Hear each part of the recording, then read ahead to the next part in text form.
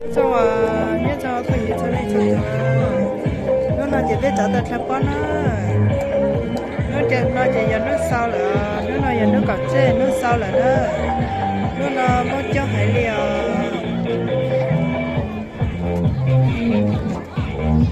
nhớ cho nên bé muốn gì chả bao kia nó ê muốn gì chả bao quay khó ta chẳng ham muốn chẳng muốn cho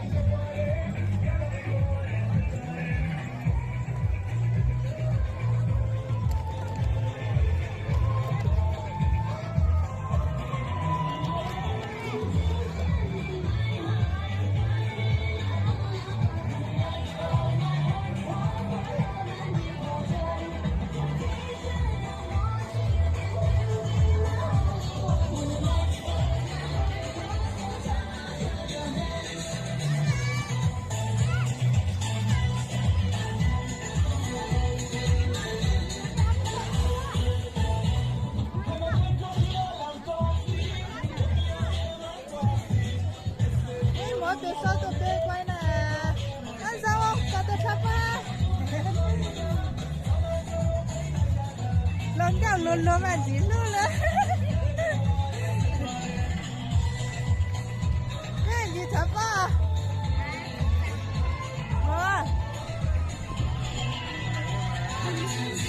sao à nó nằm bên cửa ha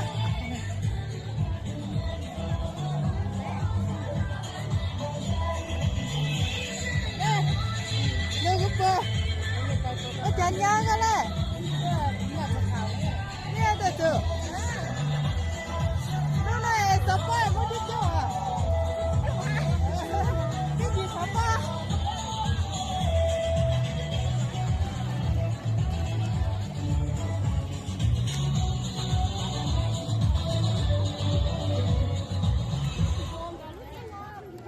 cho nó chọn ai tôi anh chị quay video cái lúc coi lính cho á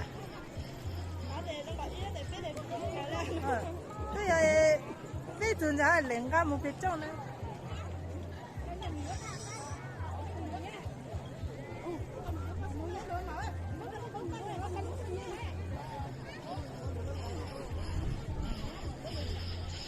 mong cậu lại mong lại cái nhát lông lại bây giờ cái lỗ cú tuổi nó còn đến với chú cô giờ nó là cô nữa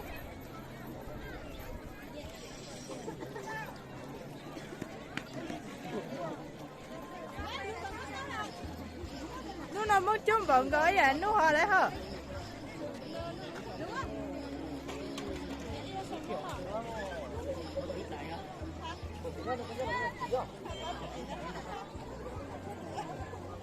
đứa gigi mất thế rồi chả chả qua tao mất thế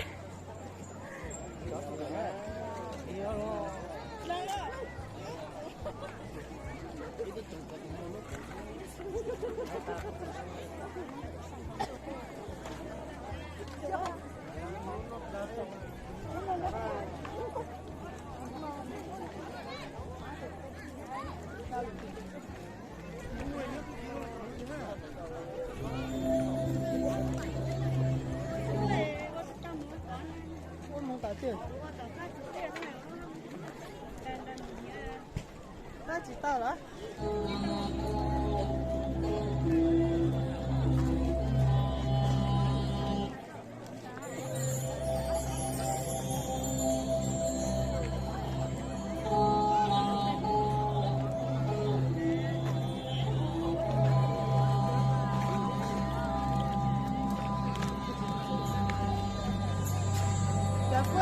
chỉ cho thái luôn nè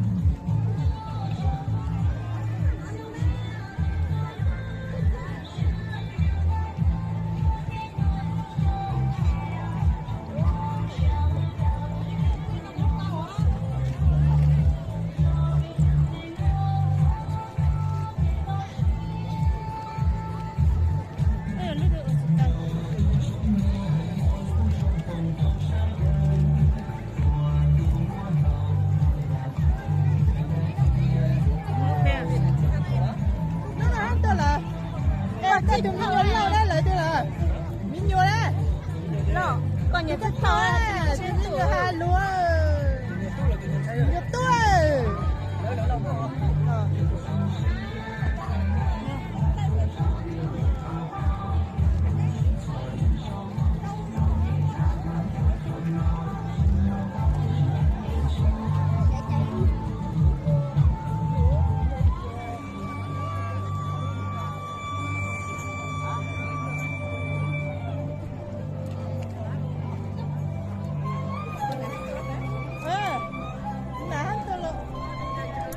Chụp tập về thì có ít nào đâu. Dần cháu chắc.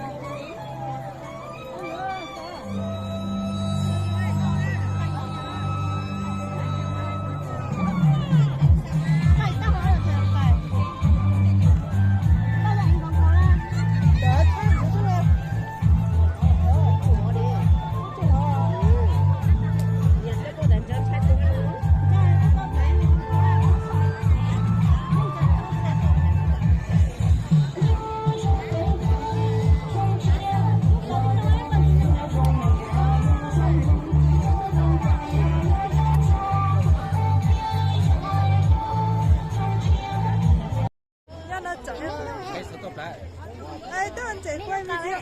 Ê, lúc coi lệnh cho á.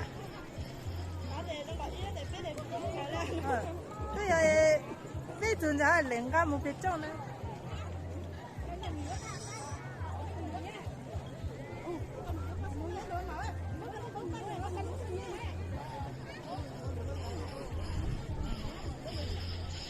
Mong cậu lại mong để mong lại để ít nhất đông lại. Bây giờ cái cá lô cú tuổi nó nó còn để cho chú cú giờ nó cú nữa.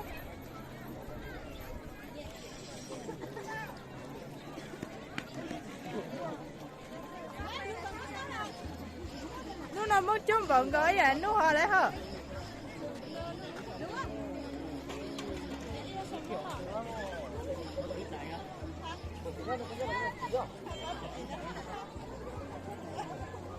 Tôi gigi mote rồi, ta thắp qua tao mote.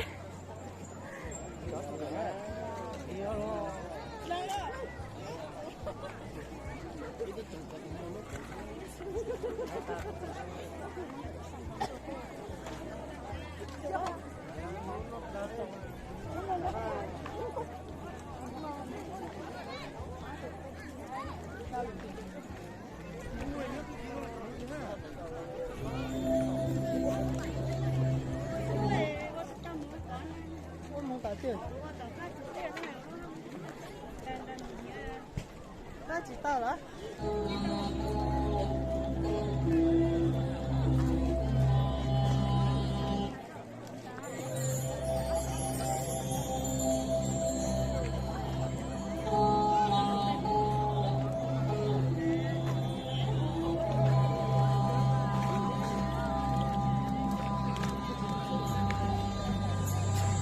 Dạ quê chỉ cho thái luôn nè.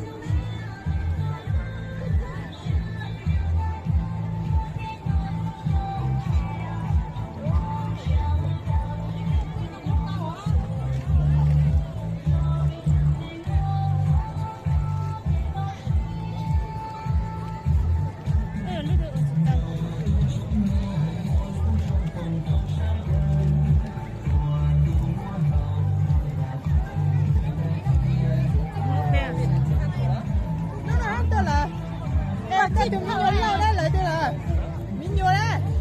Lo, còn nhớ thật thôi. Chúng mình hai luôn. Nhớ tôi.